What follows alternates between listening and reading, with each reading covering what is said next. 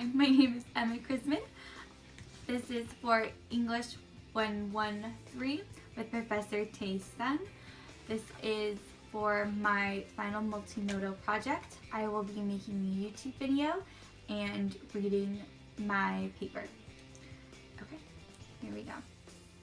Carpe diem is the famous Latin saying meaning seize the day, to pluck and enjoy.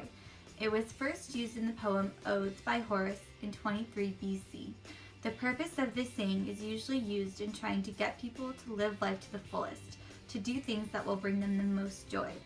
We still use this saying today in our society. For some, though, this saying goes against their religious beliefs. When Horace first used the saying, it was going against the gods. It was a way to live life without fear of the gods.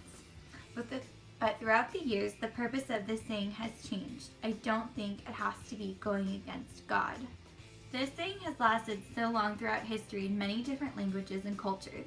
It can apply to so many different people at different points in their lives.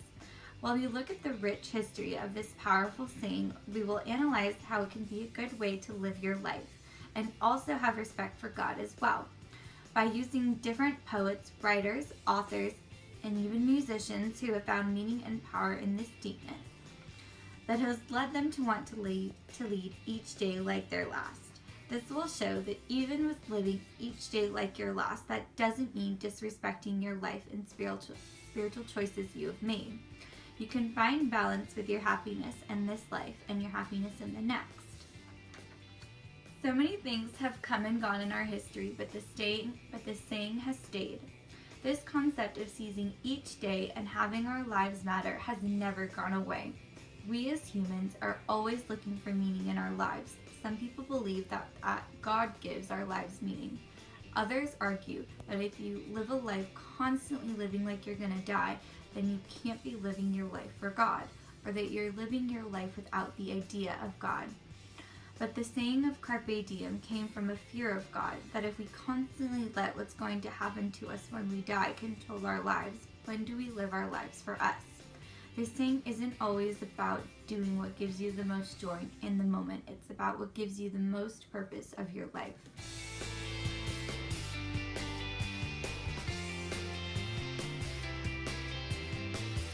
Horace's gods were much different than what we know of God today. His gods were more like real people, very flawed beings that didn't act as if they were a higher power. He tells us, seize the day, as little as possible, trusting the future. Horace Odes, saying that you never knew if your future was going to be there when you woke up. And even if you don't get the next day, there's no idea of heaven or hell, just the afterlife. So Horace was urging to enjoy life we had here on this earth, and to enjoy all of the beauty and delightful parts of living while you could, and not wait for death.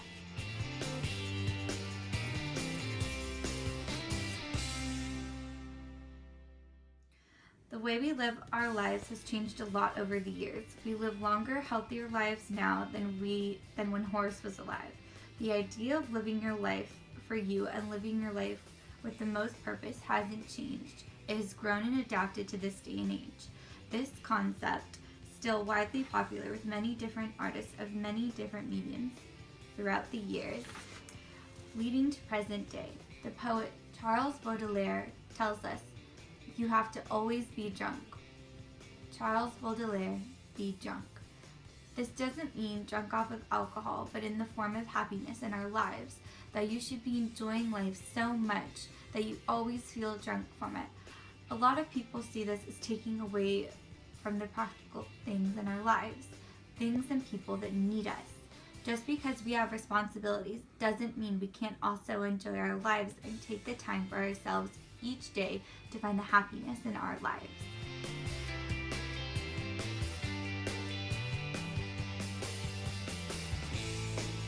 Carpe diem isn't always just this idea that you have to constantly be doing something fun or crazy to make your life have meaning. Carpe diem is your choices for the moment of your life, the choice that you feel is the right one, the choice that you think gives the most meaning to your life and the most purpose, even if your life ended the next day. Even if you had just a normal day, you should have moments in your life that make you look back on and don't regret the choices that you made in your life.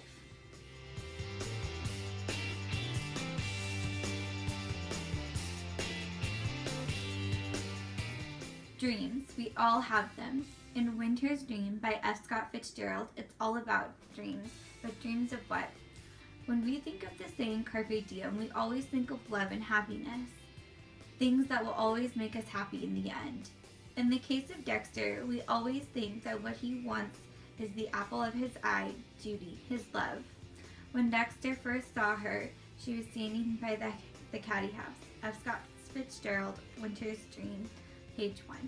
Fitzgerald is showing and telling us that even when Dexter first sees Judy, he is struck right away with her, just seeing her there standing in his world. And here his carpe diem has changed. It has become Judy, that in this moment now she is his carpe diem.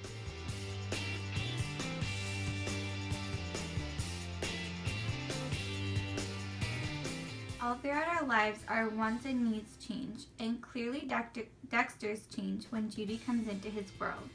Even though he doesn't know it right away that Judy is what he wants in that moment because she is so much younger than him, but he knows right away that he is hit by lightning with her, that she even makes him shift of what he thinks he wants. He quits his job right after meeting her because she's changed his world.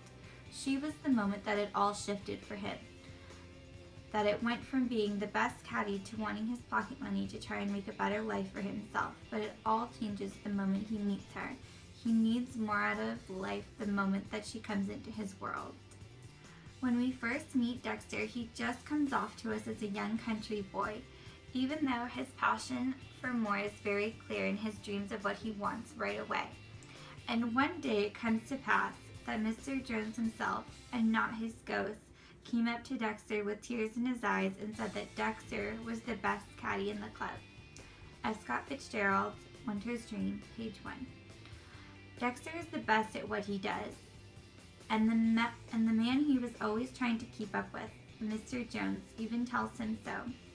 But he just quits, up and leaves, all because of Judy, even though he has not gotten to know her yet, and that she doesn't even know who he is yet. She's changed everything. All of a sudden, she's carpe diem for him. She makes him see and think that why is he doing the same old thing? He needs more, he wants more, even though that might not be Judy for himself right away. The story is really about life and happiness. Dexter is trying to find that happiness with Judy. Well, why don't you come over to dinner tomorrow night? His heart turned over like the flywheel of the boat, and for the second time her casual whim gave new direction to his life. F. Scott Fitzgerald, Winter's Dream, page 4. When we find Dexter in a new chapter in his life after he'd gone to college and made a name for himself, that he was now the one playing the golf and not just carrying the bags. Judy also comes back into his life, and just like before, she is lightning to him. There is a shift for his life when she is in it, because now when they are both older and he is looking for a wife now, she becomes all he needs. He has to try everything he can to seize her, that she becomes his carpe diem once again. Before, when we met her in his younger years, it was more about being the kind of man that she needed. Now it was being the man that she wanted.